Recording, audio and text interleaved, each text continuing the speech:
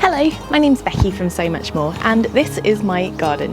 Now, it's not a particularly impressive garden. It's a new build property. This time last year it was just lawn, and at the moment it's looking particularly messy, but I want to show you why. Right now it's the middle of May and I'm doing Nomo May. Now, as you can see, it's going really well. The grass is absolutely thriving, and there are loads and loads of other things in my lawn too. Now, I've had lots of comments on my social media about the fact that my garden would look a lot tidier if I were to mow the grass, and this is absolutely true. But May is a really important time for our insects, and in particular our bees. See, May is what's known as the hungry gap, and this applies to bees and other insects as well. So I'm trying to have as much in my garden to feed pollinators, to feed bees, to feed hoverflies, wasps, ladybirds, other things like that, as much as possible, so that they'll stay around in my garden for the rest of the year too. I think it's important to note that lawns haven't been around for that long. They don't occur naturally. They are really, really high maintenance environments. They need to be mown, they need to be looked after in order for them to look good. Now, several hundred years ago, lawns were a status symbol used by wealthy landowners to show off how much land they have. If you have so much land that you can afford to have a whole patch that is not used at all, not for growing food, not for raising animals, anything like that, that is an enormous statement of your wealth. But it's simply not applicable in this day and age. The thing is that lawns do have good uses nowadays. My kids, for example, love running around in the garden, so absolutely, I have a lawn so that they can use that. But lawns don't need to be really boring monoculture landscapes with nothing going on. They can be really, really rich in life. So today I'm going to show you some of the fantastic things that I have growing in my lawn at the moment during Nomo May, and the important things that they can do for our insects. There are of course some drawbacks to having really long grass. One of them is that there's plenty more places for slugs to hide. So when May is done, I am going to cut the grass around my beds, because that's getting slightly out of hand now and it is causing me a few problems with slugs. I am, however, going to leave a patch of long grass in the corner of my garden so that there is still somewhere for that wildlife to hide, and there's still plenty of habitat going on. Now let's start off down here. This is a beautiful buttercup. Buttercups can be quite invasive, so they take hold pretty easily, but they are wonderful little plants with these bright yellow open pollinated flowers. They produce quite a lot of nectar, so they're really, really good at drawing in pollinators, and they have small flowers as well, which means that they are really good for the smaller pollinators, the solitary bees, the hoverflies, other kinds of flies, and things that will predate aphids and other pests in the garden. So they're a really handy little weed to have, and they look rather beautiful too. Now over here I have a rather joyous little patch of Speedwell. Speedwell are tiny little blue flowers. They're really popular for pollinators. They make a really nice ground cover as well, and so they're great places for things like ladybirds, which are really helpful in our gardens. Not only that, but they are really, really beautiful. Blue flowers are quite rare in nature, so anything that adds a little splash of blue to the garden is truly a joy. Now, these nettles aren't in my lawn, they are in a raised bed that has a small tree and some beautiful sweet william growing in it. Now, these nettles I'm able to tolerate because they're not doing any harm to any of my plants.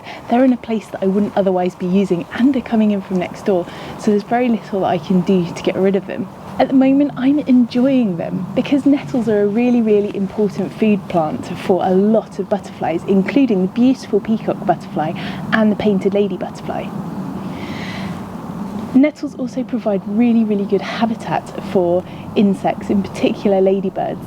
So they're really important things to have in the garden. Not only that, but later on in the year, birds will feast on the seeds from the nettles too. So they are really, really useful plants providing they're not growing somewhere that's going to really get in your way. Now down here I have a little clump of ragwort, and I'm really chuffed with this. Ragwort gets a bit of a bad press. It's known for killing livestock, and some people even believe that just touching ragwort is toxic. Now ragwort has got a bad press because it is toxic. It contains something called oxalic acid, which is the same thing that is in rhubarb leaves. The concentrations are about the same as well. Now ragwort is actually a really important food plant for a lot of British wildlife, including the fantastic painted lady butterfly, which migrates over from Africa and needs these plants to feed in order to continue its migration. Ragwort, if you can put up with it, is really helpful to have in the garden. It's a really good pollinator plant. It will feed lots and lots of other pollinators too, so just think twice before removing a ragwort. If you really don't want it to spread, then take those seed heads off after it's finished flowering and get rid of them. Now this bit here is particularly shameful. It's really overgrown tall grass with loads of seeds as well, but it's absolutely teeming with life. There is buzzing everywhere. I can see a little grasshopper over there, and when you dig down there is just so much going on in there. This provides a really great habitat for lots and lots of insects. Many of them are beneficial in our gardens. Now a lot of the dandelions have kind of gone over now, but there are still a few remaining, and dandelions are so important. So many people can't tolerate dandelions. They are brilliant at colonising open soil, so they are a bit of a pain on a vegetable patch, but they are also edible, so it's free food, I suppose. But when it comes to pollinators, things like bees, solitary bees, wasps, bumblebees, and plenty of other flies and other pollinators really depend on dandelions for a food source. They flower particularly early in the year, and that's really key. When the bumblebees and everything are waking up from hibernation, they need food immediately. If they can't find that food source, they may die. And dandelions are nature's answer to that. So once again, if we can put up with them, absolutely do. Now the next plant I have to show you isn't a weed, it's actually one of my crops, but this time of year they do get treated like a weed. This is a flowering kale, and it was planted as a kale plant so that I could enjoy kale through last year, and now it's gone to flower and it will produce seeds after that. But the flowers are a really important early food source for loads and loads of insects. They are particularly favoured by bumblebees, solitary bees, lacewings and hoverflies, all of which are really good pollinators, and the hoverflies and lacewings also prey on aphids. Now this plant here is actually quite covered in aphids. There are a lot of aphids on this plant, and this is really good, because if I've got aphids at this point in the year, it means that the predators are going to move in and they're going to start finding my garden as a source of food for them. If they stop by my garden this time of year and there are no aphids, they're going to move on to somewhere else where they can find food. So hopefully by the time I actually come to plant out the crops that I want and the crops that I'm going to be precious about, then I'm going to have some predators already installed in my garden waiting for more food. Of course, we won't get predators if there are no food for them, so it's important to provide them with nectar as that high energy source, and also their prey food too. Now there are lots more things growing in amongst the grass. Because I haven't been cutting the grass, I've been allowing everything to grow a little bit. I've got lots of clover, I've got lots of other things like dock. There's some dock down here, and lots of species of grass as well.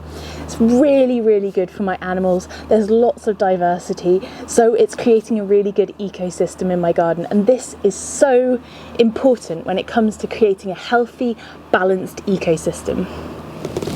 So even if we can allow just a small patch of our garden to look something like this, we are going to be providing loads of shelter for wonderful, wonderful garden wildlife. If I can do it in my tiny little garden, perhaps you can too. I'm also not fertilising my lawn because that way you allow for a few more of the lovely things like clover to take a hold, and that's really good to get that diversity. You're going to be feeding a lot more things if you've got a lot more diversity in your lawn. I hope you found this video useful, and I'll be back again soon with more. Bye!